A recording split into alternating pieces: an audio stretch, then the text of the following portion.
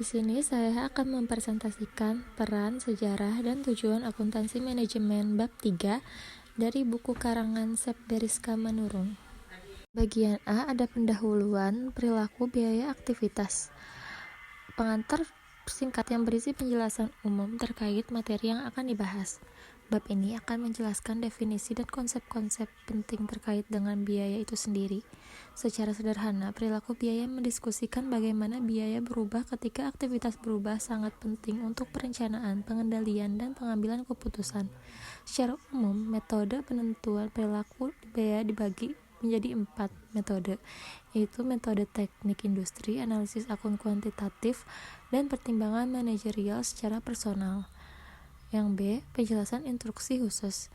Yang pertama, memahami definisi dan konsep serta asumsi penting dalam perilaku biaya. Yang kedua, memahami klasifikasi biaya, biaya variabel, biaya tetap, dan biaya campuran.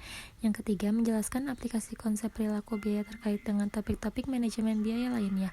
Yang keempat, menjelaskan metode-metode penentuan perilaku biaya di dalam perusahaan. Bagian B, definisi.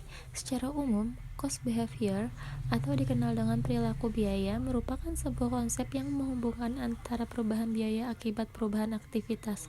Secara spesifik, Garrison et al. Tahun 2014 menjelaskan bagaimana biaya bereaksi terhadap perubahan tingkat aktivitas naik dan turun, maka biaya juga ikut naik dan turun, atau mungkin konstan. Berdasarkan berbagai definisi tersebut, maka dapat disimpulkan bahwa perilaku biaya itu adalah sebuah konsep yang menjelaskan bagaimana biaya itu bereaksi atas perubahan aktivitas ataupun output tertentu.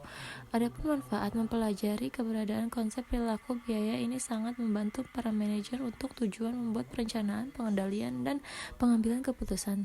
Secara ekonomi, kebanyakan menganggap bahwa biaya tetap dan variabel itu dapat diketahui secara pasti. Namun di dunia nyata, akuntan manajemen harus membentuk suatu biaya tetap atau biaya variabel. Bagian C, objek biaya, ukuran, output, dan rentang waktu. Yang pertama, langkah pertama di dalam penerapan konsep perilaku biaya ini adalah menentukan objek biaya yang diinginkan. Yang kedua, setelah menemukan objek biaya adalah menentukan dan mengidentifikasikan penggerakan atau driver yang mendasari terjadinya suatu biaya atau outputnya, baik jumlah, ukuran, keluaran, maupun jenis penggerakannya. Langkah ketiga terkait dengan perilaku biaya adalah menentukan rentang biaya, output, atau iuran yang relevan, yaitu penentuan besaran biaya yang berlaku dalam kegiatan operasi normal perusahaan. Bagian D ada asumsi linearitas. Perilaku biaya ini didasarkan pada asumsi linearitas, yaitu perubahan biaya sejalan dengan perubahan aktivitas output.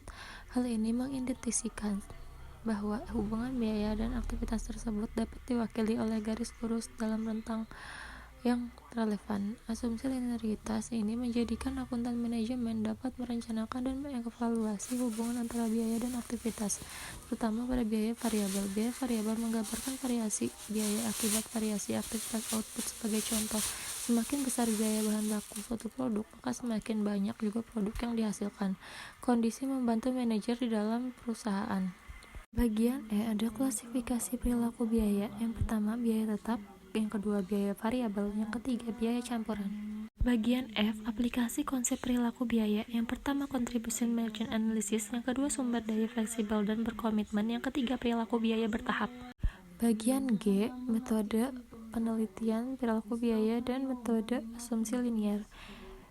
Metode penentuan perilaku biaya. Yang pertama, metode teknik industri. Yang kedua, metode analisis akun. Yang ketiga, metode kuantitatif.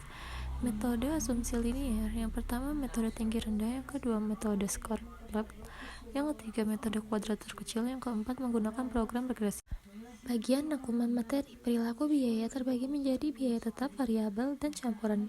Adapun biaya variabel itu dijadikan dengan perubahan secara total seiringan perubahan penggunaan aktivitas. Konsep perilaku biaya digunakan dalam kajian literatur manajemen biaya seperti biaya analisis margin kontribusi, supaya daya fleksibel dan komitmen dan perilaku biaya bertahap.